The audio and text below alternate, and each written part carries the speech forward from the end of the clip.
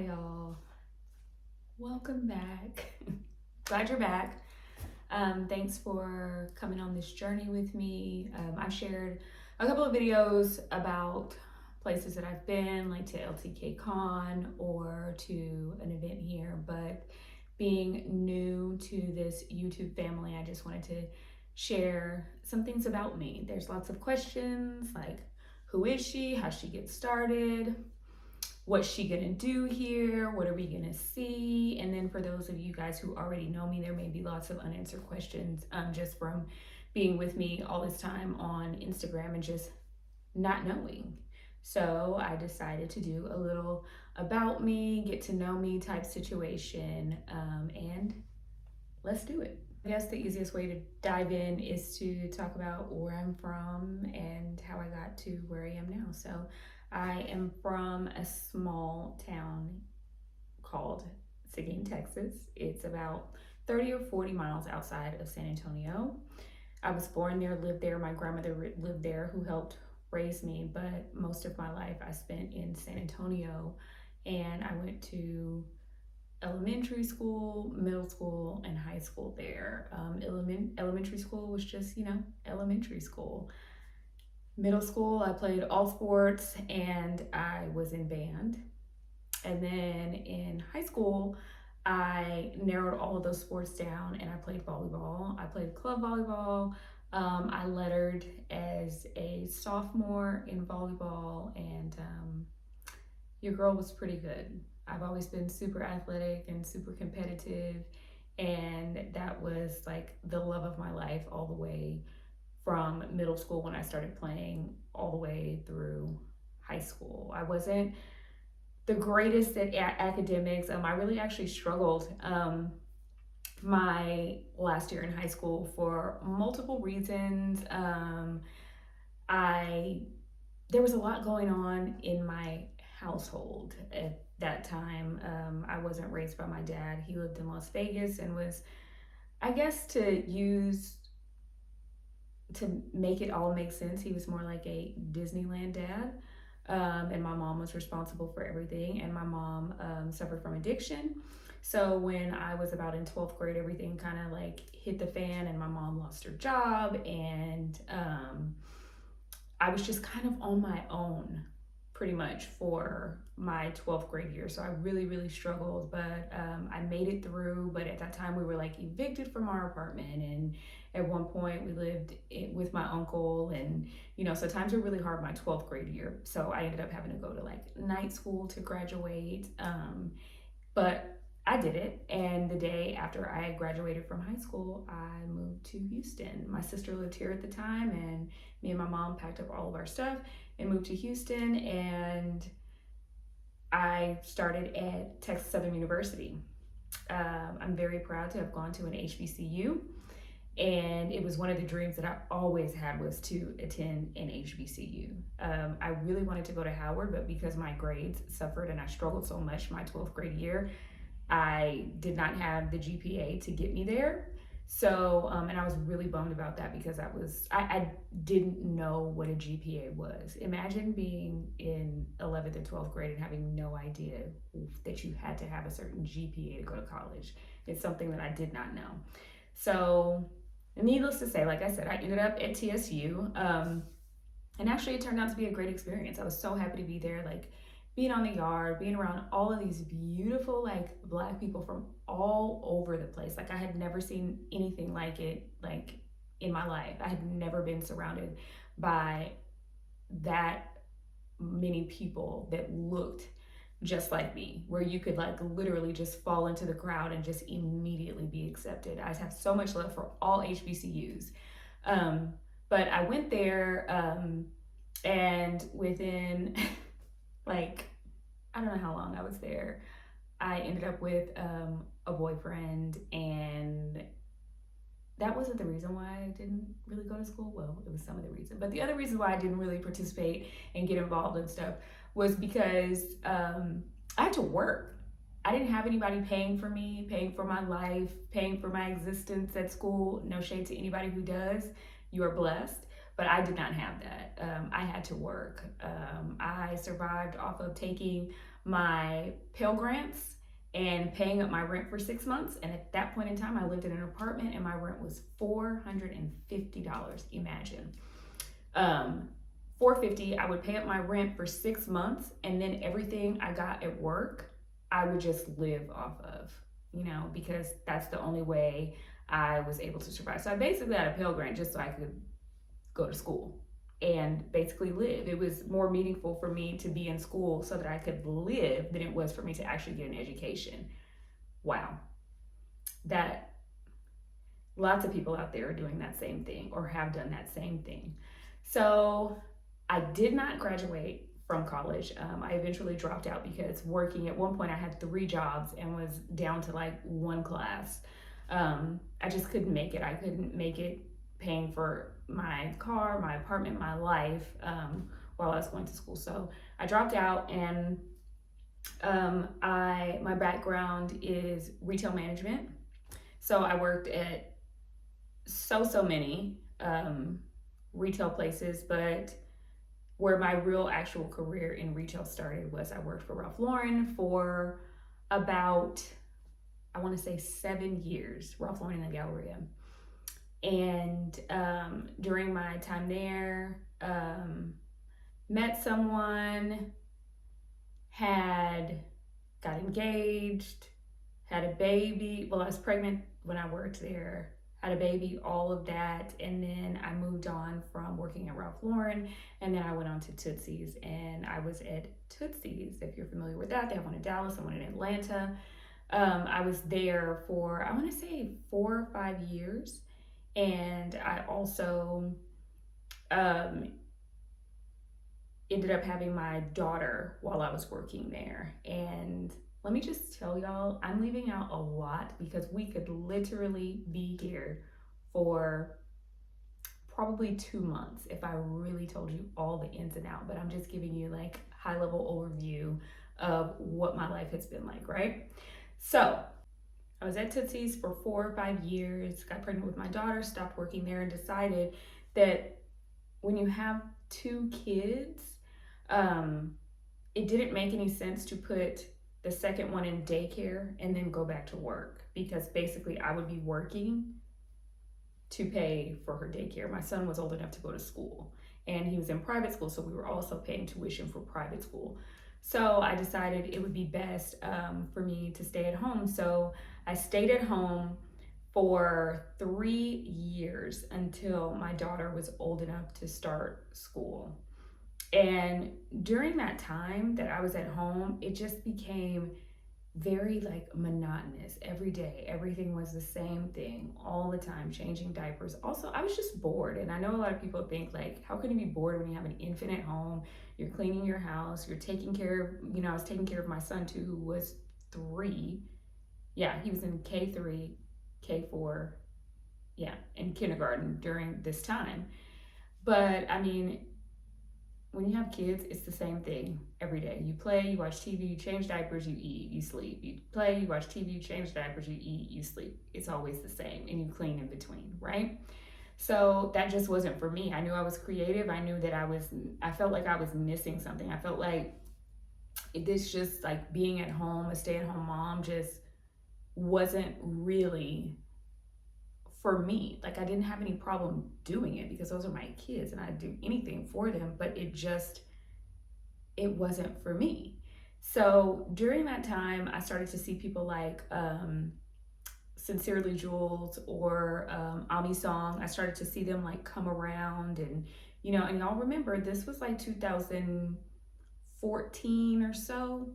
I started to see these women, and I read a book about how much money they were making, and they were like, oh, millionaires. And I'm like, did somebody say millionaire? Like music to my ears, right? So I was like, wow, they're literally doing something that I could totally do. People always want to know where I'm at, where I get my clothes from, where I get my shoes from, how my makeup is, how my hair is. I could totally do that, right? So I was like, I can do this, but I was really, really, really afraid of starting. I was really afraid of starting. I was really afraid of, what are people going to say? Is this actually going to make me any money? All of that kind of thing, right? One moment. This is never very far away, just so you know.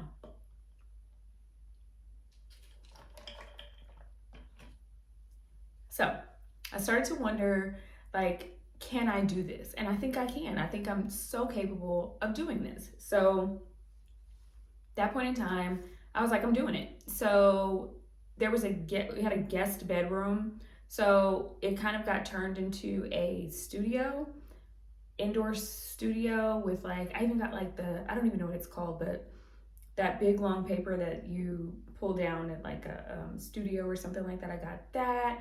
I set up my camera, all those types of things. And then after all of that was set up, I kind of realized I need to be outside shooting and not inside. So that was just one of those things that you have to learn and move through. But in the midst of all of this, my husband at the time ended up losing his job. So that means I had to go back to work. So I went back to retail. And I started as a manager at the flagship Coach store in the Galleria. Only thing was, to train for Coach, to work there, I had to train out in the Woodlands. And if you know anything about Houston's, the Woodlands from where I am is basically South Dallas. Far AF. It's so far. And I was driving out there every single day for training. And, you know, retail hours, they suck. So I got off at 9. I wasn't getting home till 10:30, then trying to work on my blog, trying to do all of this stuff. And in the midst of all of this, also, I really started to grow. And I got my first paid partnership, and I think it was with like Target and Neutrogena, something like that. And I think I got paid around $200 for it. And I was so excited. Like, it was the first time I felt like, you know, I was being seen and I was being noticed out there. So things just started to rapidly get better. I started to get more partnerships and things like that. So I was like super busy. The opening of the store, I was getting busier with my job. I still had my kids and everything that I had to do. I really wasn't sleeping that much. You know, I was getting home after closing the store at like 10:30, 11 o'clock at night. I wasn't seeing my kids all day. Then I'd get up in the morning, they go to school, or I'd take them to school. I'd get up, I'd go shoot, I'd go straight to work. I wasn't eating, blah, blah, blah. Fast forward, I end up one day, I couldn't even lift myself out of bed. I sat up and the entire like world was spinning. So I don't know. I just felt like I really felt like I was possibly about to like have a heart attack or like a stroke. I didn't know what was wrong with me. So called 911 and an ambulance came and got me and everything. I went to the hospital, all of that. And it basically ended up being just exhaustion. I was exhausted from doing everything, burning the candle or the wick at both ends. I was just exhausted.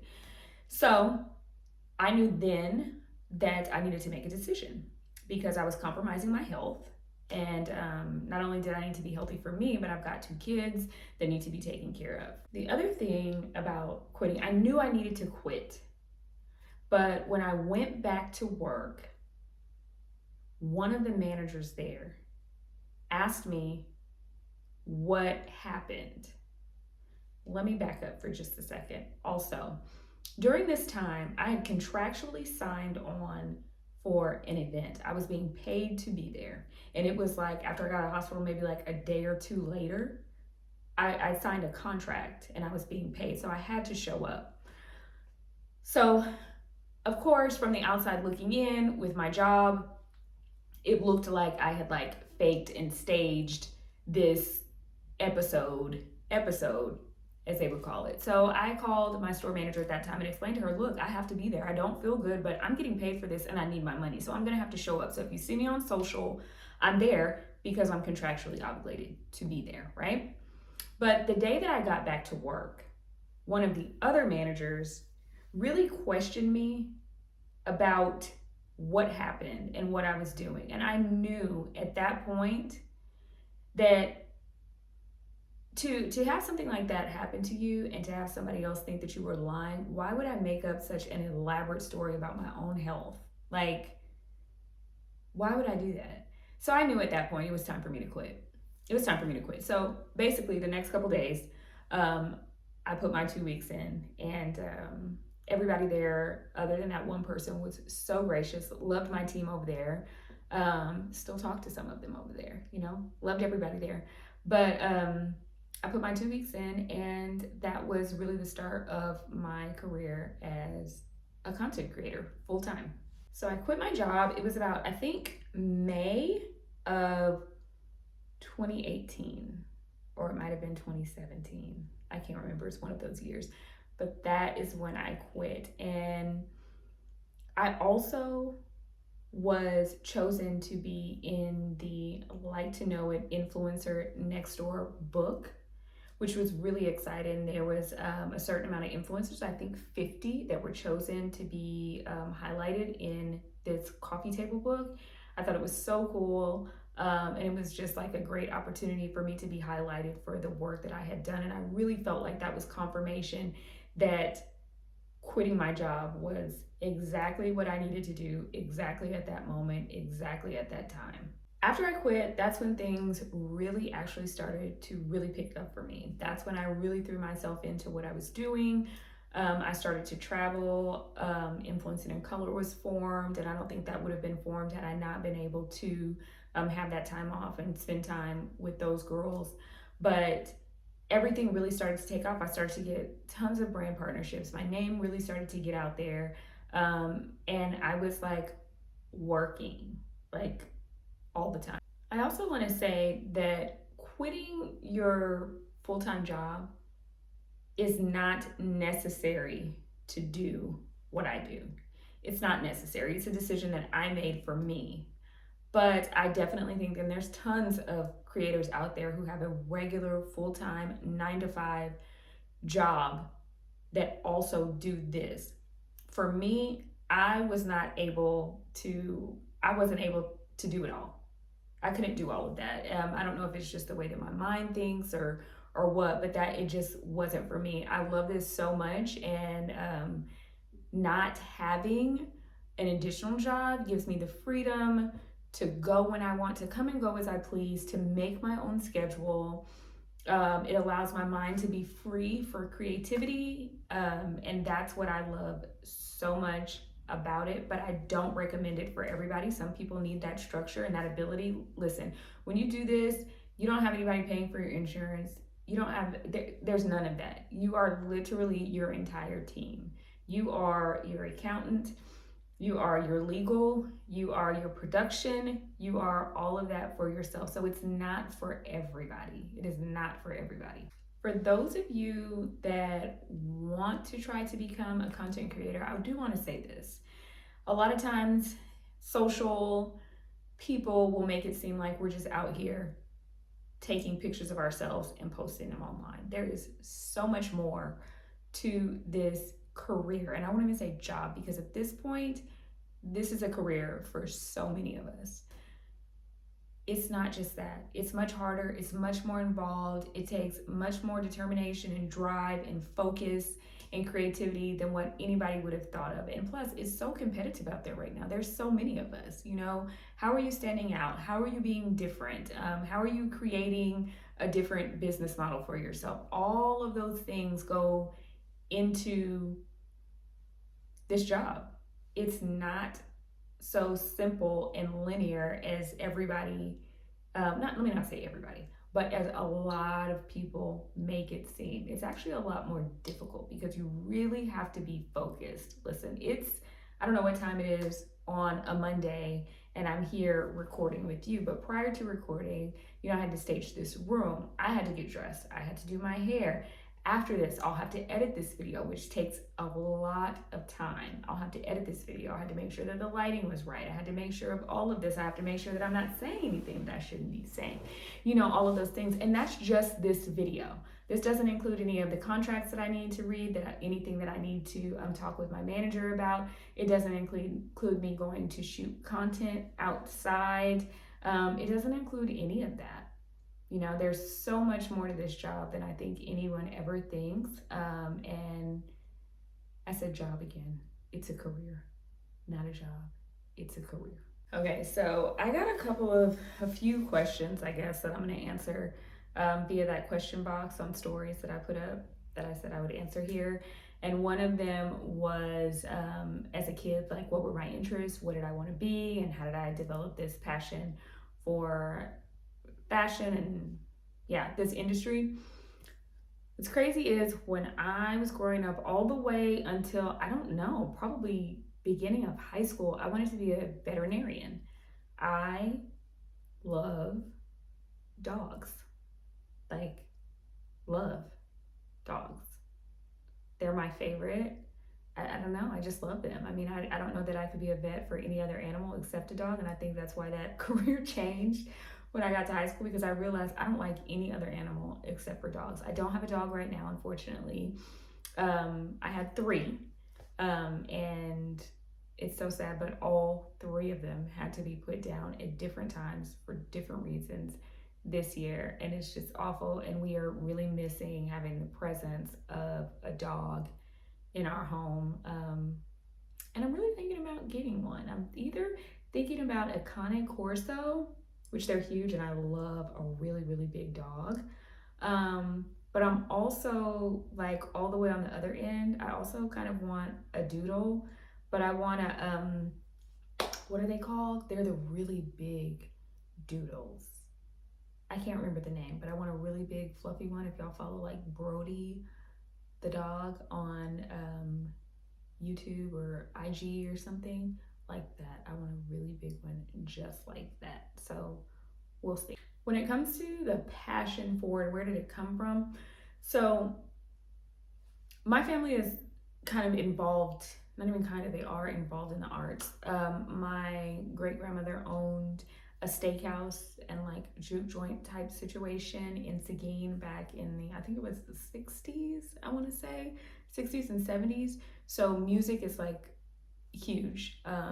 Like very famous people, Etta James, I think BB King, like artists like that came and performed there. There's even a the site where it was is dedicated with like a plaque and stuff. If you go to Seguin, you can see it where it was. And I just come from a really a family that was in the arts, and my grandmother and my mom were super, I say were, my mother still is super stylish. My mom used to like come pick me up in school, like, and you know, this was like late 80s, early 90s, with like her jeans, like her skinny jeans on, and she had this big, huge belt. I wish she still had that belt to this day. I can see it. It was like all of these circles, like leather circles with rivets in them, and it crossed over and flapped here. And she'd have on like a blazer, and she'd have her hair in a French twist. And all the kids used to be like, "Oh my God, Nikki, is that your mom? She's so pretty." And I don't know. I guess that just inspired me and stayed with me. But my mom has always dressed on point. My grandmother too. Old pictures of her are just beautiful. All the gowns, the gowns that she had, and her jewelry, all of the things. After she passed away, when we were cleaning her house, there was all of these like matching nightgowns and stuff. I have them all, and they're so pretty. Like when you go to bed fabulous, like you wake up fabulous, just wow. So that's where all of my fashion inspiration comes from. The other question, I love this question. Thanks for asking it. Any interest in designing clothes or anything like that? There's a lot of interest there, a lot. There is nothing I would love more than to look out into the world or into my social, and see a woman like thriving and living her best life in something that I designed. I don't think I mentioned this earlier in the video, but I turned 40 this year, and sometimes I feel like clothing is not designed for a 40-year-old Renaissance woman. You know, a woman that may or may not be married, that may or may not have kids, you know, that may or may not travel, but always wants to really feel good and look good. I feel like it's an untapped market, and I definitely feel like I could be the person to tap it. So I don't know, we'll see. You know, right now I'm kind of having to take a back seat to things, but hopefully, like in the near future, that will be something that I do. For my brand name, I didn't know what I wanted. And at that point in time, my sister and one of my really good friends was helping me with the whole process, like what I should do, what I should say. I was calling them and bouncing ideas off of them all the time. And my really good friend Sarah lives in LA and my sister lives in New York. And because they helped me so much through the process of forming my brand, I took the new from New York, the Cali from California, and the Tex from Texas, and made it NEWTEXACALI. It's also, Texas is like in Houston, the third coast. So my style is worldwide, but definitely in the United States from coast to coast. And we are the third coast. So I meshed all of that together, and that is where NEWTEXACALI came from. And no, I am not from California. However, I really wish I was. Okay, well, I hope that I answered lots of questions for you and that you got to know me a little bit better. I would leave off with like, describe yourself in 3 words. But today I was thinking about that question and I was like, I can't be described in 3 words. I can't be described in 5 words. I can't be described in 10 words. I am an ever evolving and changing person. And there's really no descriptive words that can pin me down, you know? So I'm me. I'm just me. So to those of you who have subscribed and who follow and leave the comments and all that kind of stuff, thank you so much. I so appreciate it. Could not be here and do all of this without you guys. But if you haven't, please make sure that you subscribe. And if you have any questions, leave them down in the comments. And make sure you head over to IG and follow me there at NEWTEXACALI. And that you follow me within the Like to Know It app. If you don't have the app, make sure to download it. It's at, well, I think it changed. It's at Shop LTK. Make sure you follow me in the at Shop LTK app. Also, I'm there under NEWTEXACALI, so you can get links to everything, my clothes, my earrings, my hair products, all of the things. It's all there. So thank you for being here. Until next time.